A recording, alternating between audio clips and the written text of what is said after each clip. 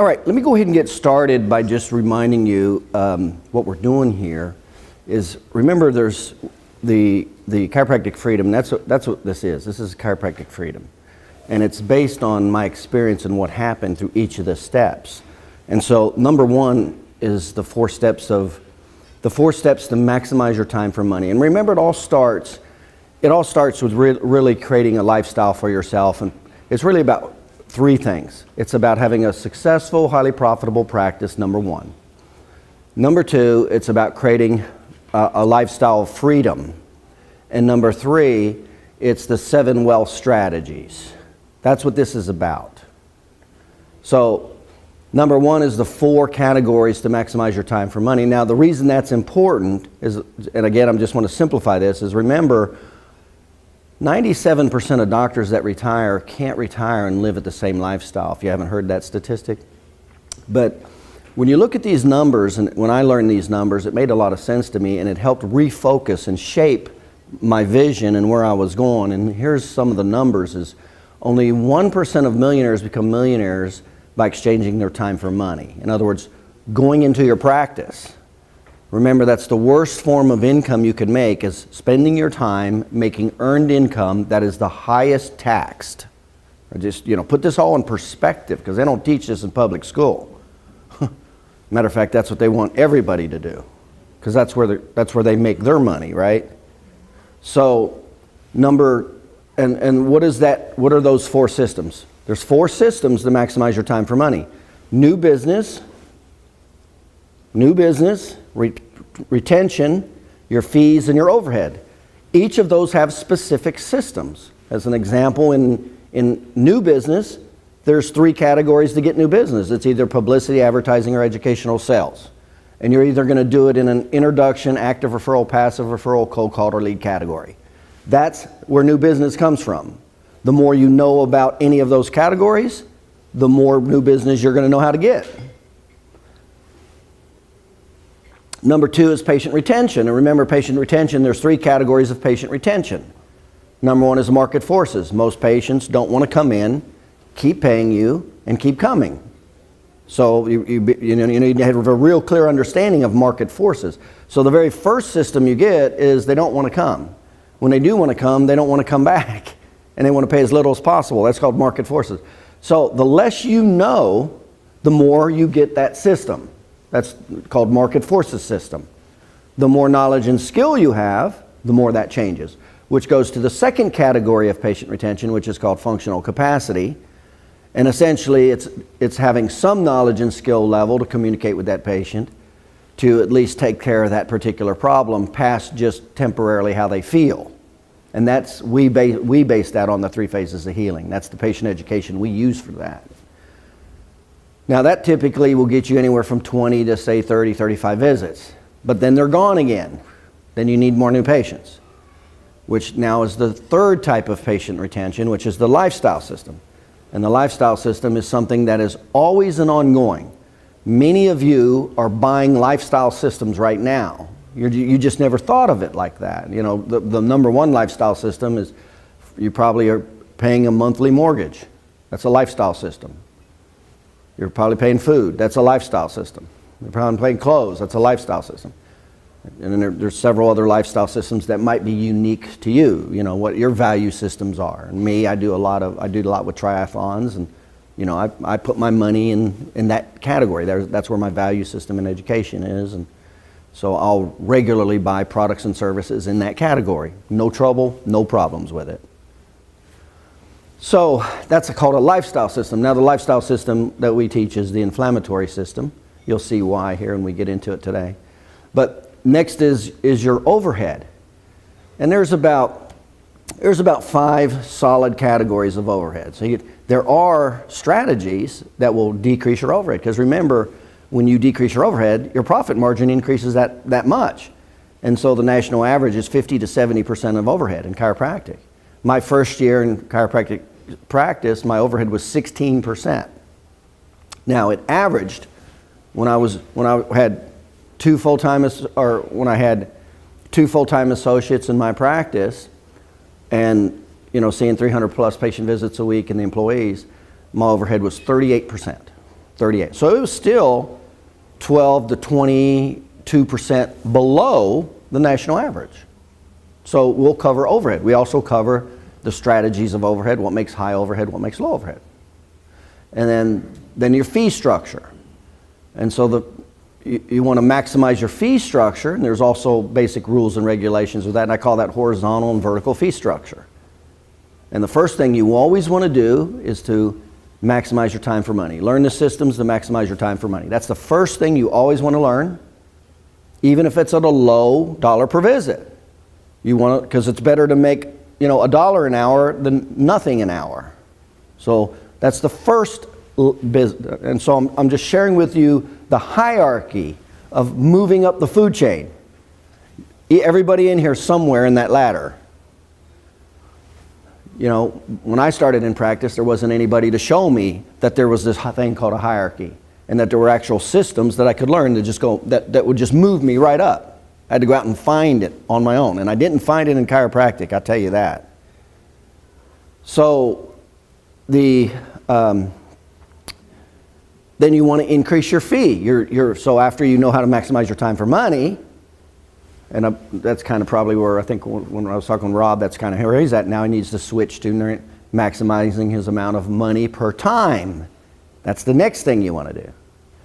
And there's different systems to do that. In my particular case, I moved my business into more personal injury, and that helped increase my, okay? Now, then you go to the second category, which is leveraging your money, which is 14%. So 14% of the millionaires become millionaires leveraging their money. And so you got to know basic strategies in that. And then the real one is leveraging your time. That's where 85% of the millionaires became millionaires. And so what we teach is the 4 systems to maximize your time for money in your office.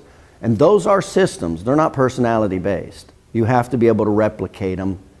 If you cannot replicate your system, if you don't have systems, and you won't be able to replicate it. And if you can't replicate it, you will never be able to leverage your time.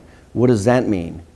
You'll never be able to have an associate that knows what he's doing, so you can work part-time and take off vacations as much as you want. That's what that means.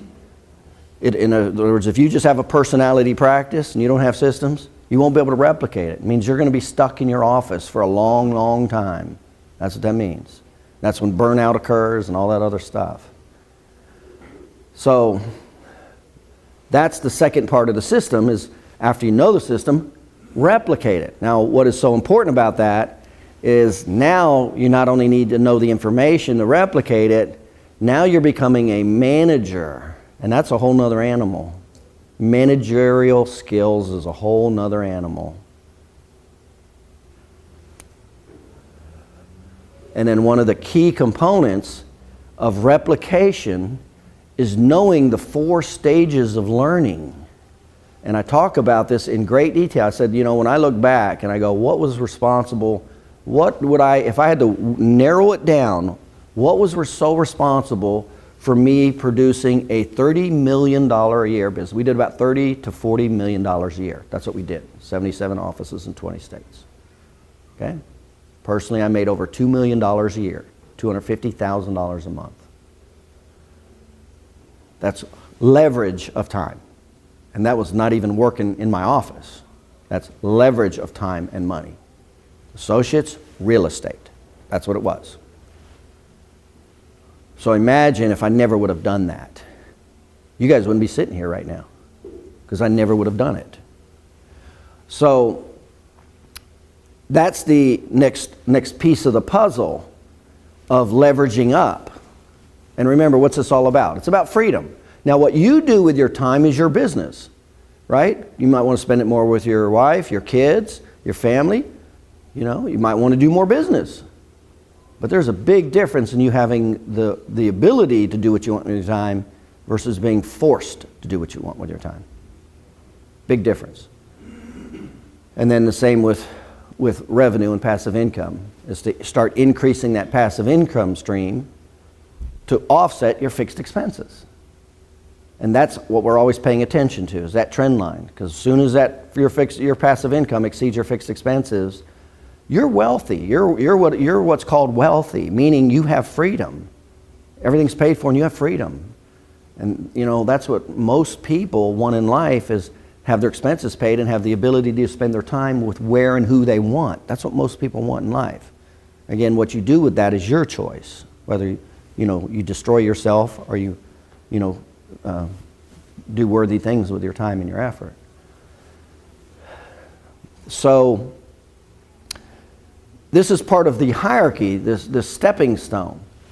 And so the first stage is to maximize your time for money. The second stage is to leverage it, and the 4 parts of the training. So after you have the system, you leverage it. And I was referring to, if I distilled it down, what were the 3 things that made it so successful?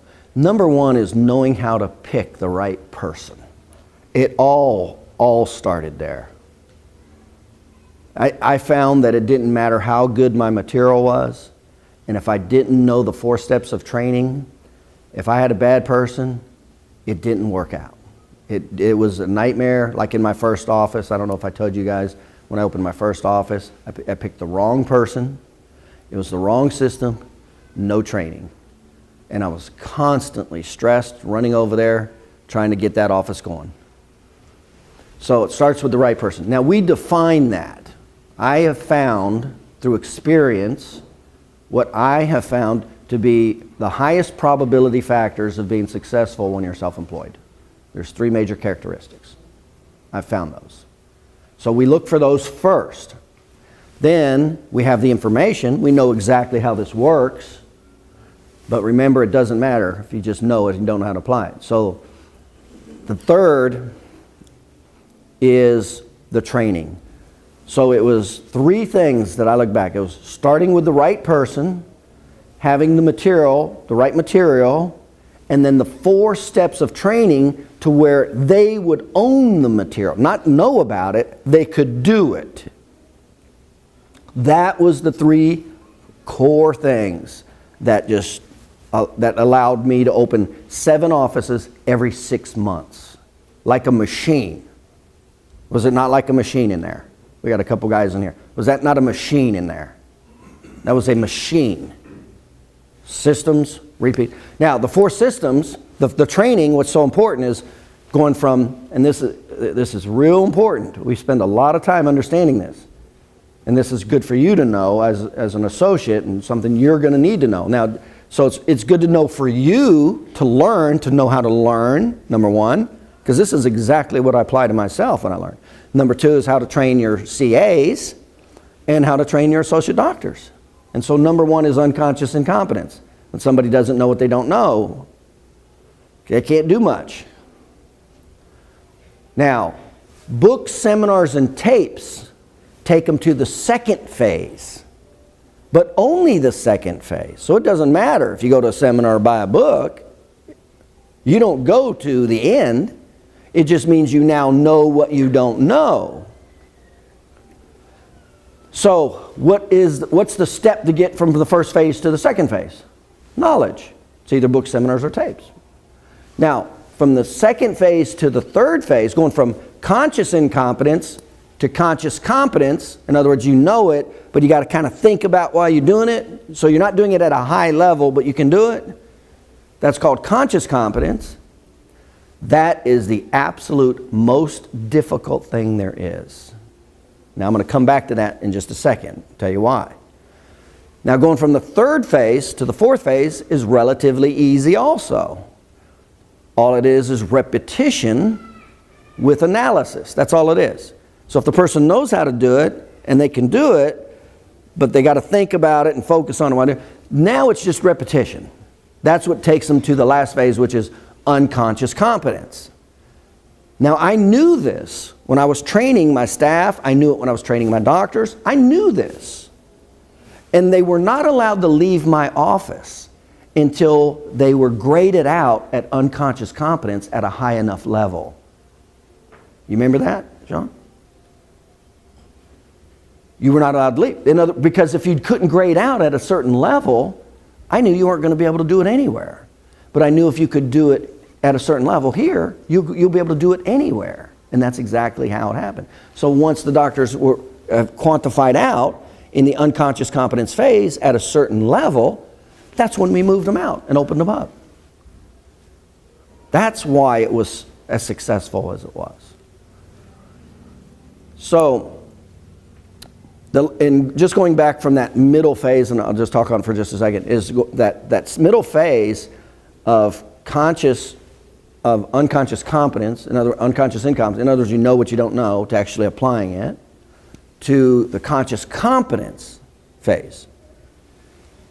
And in short, basically what happens, and I want to make a visual on this.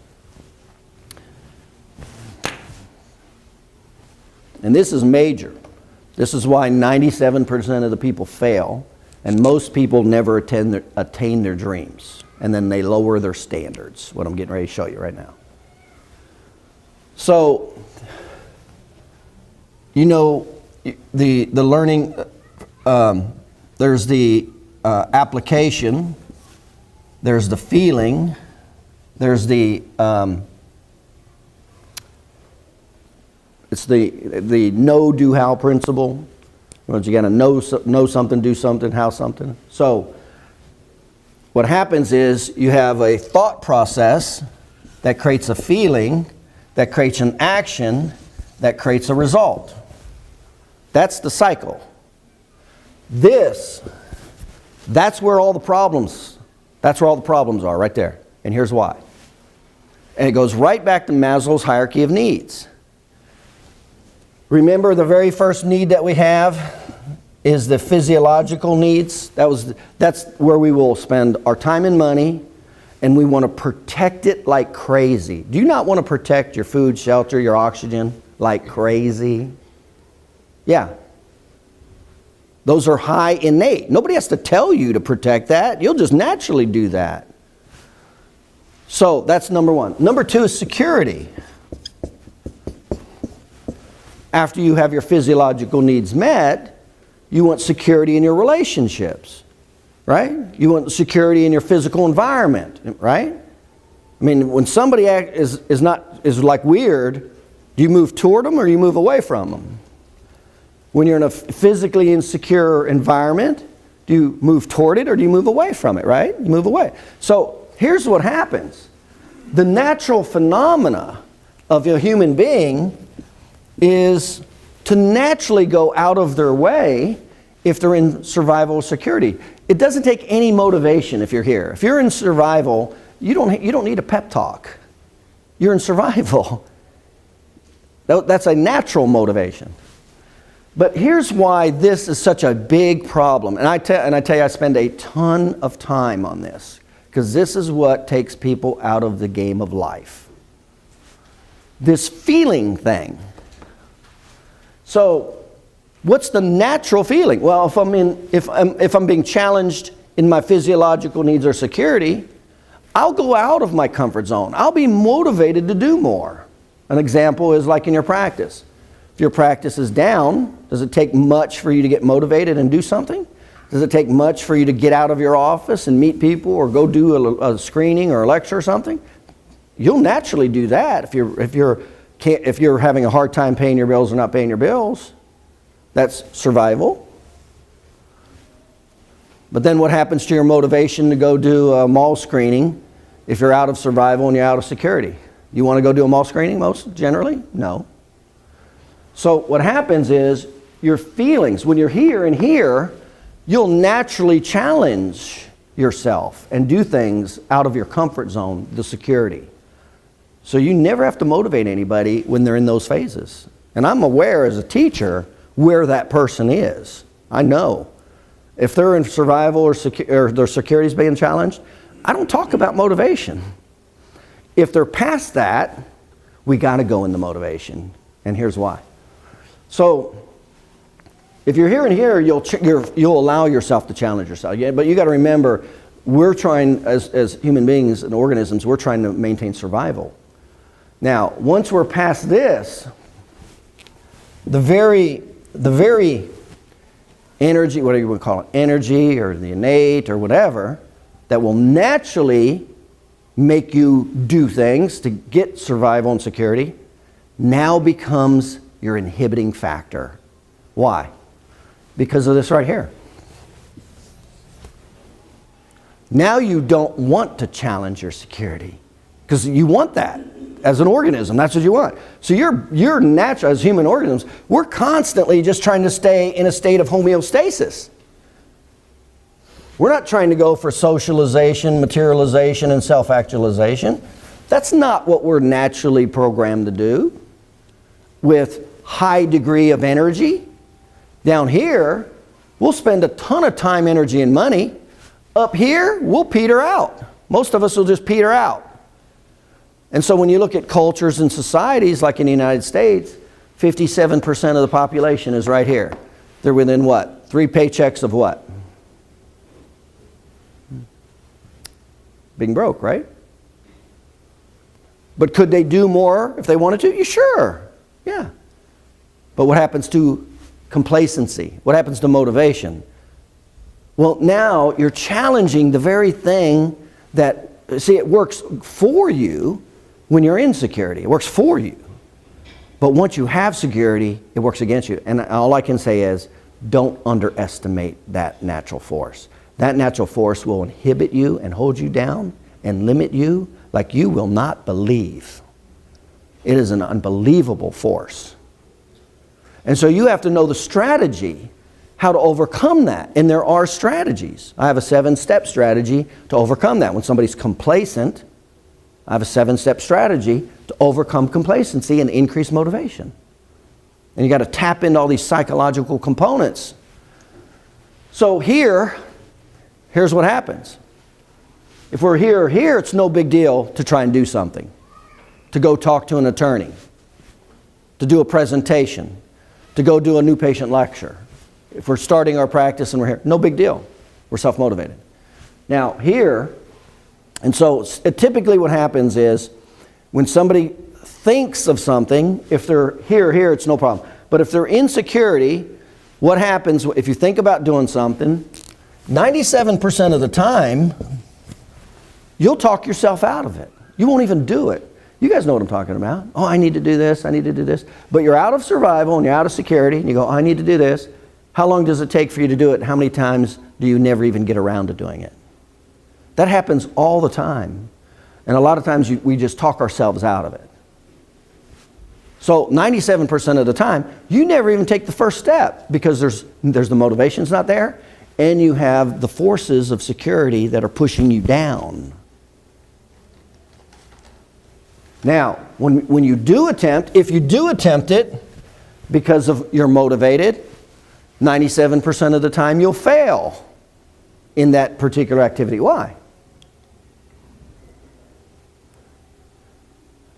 Take a big step. There's no experience, right? The failure rate the first time you do something is huge. Huge. You heard of Murphy's Law? I mean, every time I do something new for the first time, I like put my flap jacket on. I'm like, I know I'm going to catch a lot of crap. It doesn't matter what it is. I'm like, I know I'm going to do a lot of mistakes. And I just like, okay, get ready for the mistake. And in some ways, I'm a little mad because I'm like, damn it, I got to waste a certain amount of time because I'm a little more go. I'm like, I'm going to have to waste a certain amount of time dealing with mistakes that I don't even know that are coming yet. I just already know that. I just prepare myself for it. So when you do try it, there's a huge failure rate. How many people give up after the first time with high negative feedback? 97% of the time. Now, when that happens, your life's pretty much over. Here's the last part of the puzzle when you know you've plateaued and your life's over. Is now when you rationalize and justify.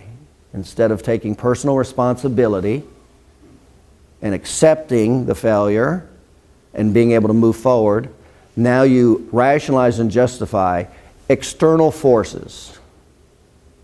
Once you do that, you have now succumbed to natural law and become complacent. That's what happens. And you see it all the time. And so that's why so many people do enough to get by, but overwhelmingly don't do enough to go past that.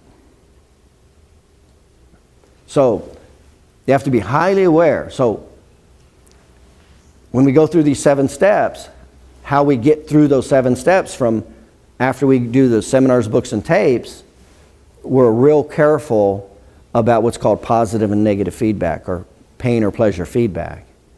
Because remember, what's the ratio that you'll do something of pain to pleasure? The stick versus the carrot. Only 20% of it's the carrot. 80% of it's the stick. So when I'm wanting to do something, I know this, I implement stick pain-based modulators in what category of motivation? Survival. I personally impose those. And that is what helps propel you past, over, and through to the next level of whatever that is. So, do you need to be aware of that? You need to be highly aware that it's going to be a real sticking point. And by the way, I taught all my guys this. I said, it's not going to be any problem taking you from unconscious incompetence to conscious incompetence. No problem at all. No effort on your behalf. Don't worry about it. We're going to coast right through that. I told all my associates, I set them up. I let them know what was going to happen and told them where we're at. So everybody knew what was going on. Because when I did that, there was a lot less resistance. They understood where it was at. They understood where the real fight was. And the real fight was getting you to own the skill level. And then we did that through positive and negative feedback, using a lot of sensory, motor, and repetition. And that's how we did it, in a highly, highly controlled environment. That's how I was able to take that associate, whatever skill it was, how to do a consultation, get a new patient, patient retention, whatever it is in life. And that's how we were able to move the needle with that person to where he actually had the skill level to do that activity. And all I really wanted to do is get him into that conscious competence phase. Whether it's your CA, whether it's you, or whether it's an associate. And if you notice, I'm not just talking about an associate. This applies to life. It applies to you. I mean, I use these strategies on myself all the time. So I just wanted to get him into that conscious competence because we're past this. We're past the highest form of resistance, challenging your personal security. If I can get you to that, in other words, you can do it even though you're not good at it and you got to think about it. See, I knew I got through the hardest part. And then it was just repetition. Is that not right? Is that not kind of what you guys went through? Remember all that? You guys are probably sweating, remembering this stuff. But that's what happened. And that was a conscious process. So I just wanted to share with you that part of the cycle. So in this whole scheme of things, and it's the same thing, whether it's, we talk, like what I talk about here, is the first step is learning the 4 stages to maximize your time for money. That's the first stage. Well, for those 4 steps, I got to take you through this cycle. I got to psychologically take you through this cycle. Now, once you get past that, typically I got a real problem on my hand. Why? If you know how to maximize your time for money, are you way out of survival and security? Oh yes. Oh yes. How quickly does motivation plummet? Fast. That's when we got a real chore ahead of us. But that's when we plug into 7 strategies and pay a lot of attention to those 7 strategies to help propel you to the next level, because they're self-motivating when you know them. Then, now we're talking about the next level. What's the next level? The next level is creating freedom. Well, how do you help create freedom? Well, that's through the leverage of time. How do you leverage your time? Staff leverages your time. More importantly, associate doctors. That leverages your time. That gives you freedom. But you got to be able to take your associate doctor through those 4 phases. He's got to be at unconscious competence in those categories, how to get new business and keep it. He's got to be in those two. He's got to be at the unconscious conscious. And you got to be able to do two things. You got to know how to pick the right person, number one. Number two is you got to know the information. Number three is you got to know how to be a trainer and know positive and negative feedback to take them through each phase of the training cycle to get them to the unconscious competence phase. Now, once you do that, you've just put in another floor. You've just moved up another level. That's called management. Now, the first time you do it, it's always hard. But after you do it, after you understand it, and you, like anything, second time, it's a lot easier. Third time, I'll just tell you, in my mind, I always think of three. I always think, whatever I'm going to do, I go, it doesn't matter what it is. I just go, first one's just going to be a bitch. I'm just prepared for it. And I know it's going to take me 3 times. In my mind, I know there's going to be a lot of crap going to happen that I'm not even aware of. I'm just going to get through it to get to the second repetition, because that'll be a lot easier, and I've learned a lot. Anything in life. My first triathlon, almost died. I kicked butt in my last triathlon. Maybe not, but close. But you get the idea. Yeah, but was I totally confident, and did I own that last triathlon? Oh, yes. I'm doing 4. Just did 2 this year. I'm doing 2 more next few months. 4 this year. Initially, I was only going to do 2. First one, I almost died.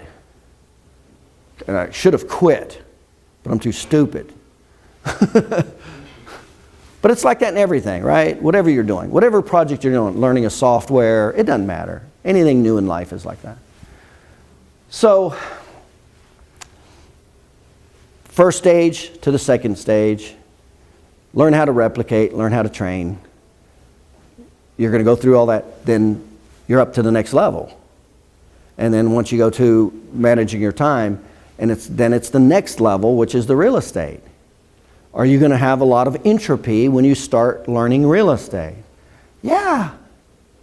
Yeah. Are you going to have a lot of entropy when you learn how to pick and train your first associate doctor? Yeah.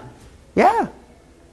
You going to have a lot of entropy when you pick and train your third associate doctor? No. You're going to have a lot of entropy when you buy your third piece of real estate? No. You just got to be ready for it. You got to be ready for that part of life. And just already know this is going to take more effort. I'm going to do a lot of crap. And I just got to persist and overcome it. I got to have my motivation in place, step through it. And to be honest with you, I just try to get through it. Whatever it is I do the first time, I just get through it, because I know I'm going to get a lot of entropy, a lot of mistakes and everything else. And then come back and go at it again. And then usually by the third time I do it, I own it. And then I'm off to do the next thing, whatever the next task, whatever that is. Buying a piece of real estate, hiring another associate, whatever it is. Okay? So that's just the whole picture. Just wanted to share with you the picture of the steps. And that's what we do here in Chiropractic Freedom. Number 1 is the 4 steps to maximize your time for money. Number 2 is know how to leverage your time to create a freedom lifestyle. And then that's through associate doctors. And then number 3 are the 7 wealth strategies.